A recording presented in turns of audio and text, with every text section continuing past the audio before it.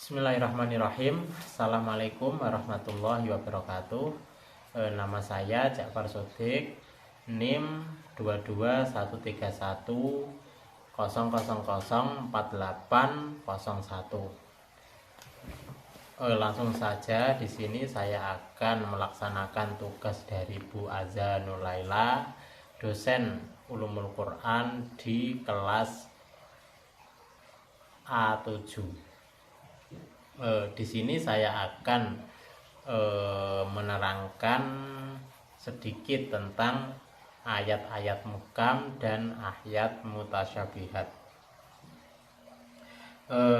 Menurut pengertian ayat muhkam dan mutasyabihat, yaitu secara etimologi ayat muhkam yaitu yang artinya suatu ungkapan yang dimaksud maknanya lahirnya dan tidak mungkin atau tidak bisa diubah.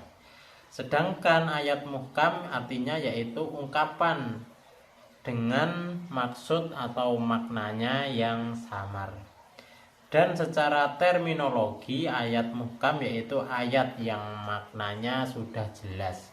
Sedangkan ayat mutasyabihat yaitu ayat yang samar atau maknanya belum jelas. Dalam pengertian lainnya yaitu ayat-ayat muhkam yaitu ayat yang sudah jelas, yang dengan konteks atau ayat yang tertulis itu kita sudah memahami bahwa arti atau maksud ayat tersebut adalah begini tanpa perlu penjelasan lainnya. Sedangkan ayat mutasyabihat yaitu ayat yang makna atau konteksnya itu samar-samar, perlu penjelas lainnya untuk memahami ayat tersebut. Untuk contoh dari ayat muhkam yaitu surat Al-Baqarah ayat 275 yang berbunyi Bismillahirrahmanirrahim, wa ahalallahu bai'a wa harrama riba, yang artinya Allah menghalalkan jual beli dan mengharamkan riba. Dalam arti atau konteks makna ayat tersebut yaitu jelas-jelas Allah itu menghalalkan jual beli dan mengharamkan riba. Walaupun kita tidak mengetahui atau dengan pemahaman yang awam, tapi maksud dan konteks ayat tersebut sudah jelas kita memahami bahwa Allah itu menghalalkan jual beli dan mengharamkan riba.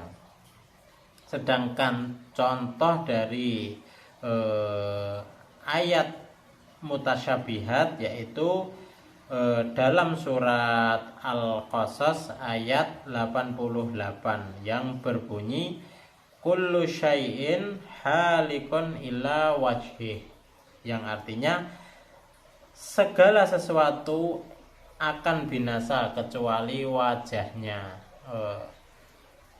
Dalam konteks atau ayat yang saya sebutkan tadi, bahwa kalau kita memahami secara konteks atau secara tekstual dari ayat tersebut, kata wajhah yaitu wajahnya.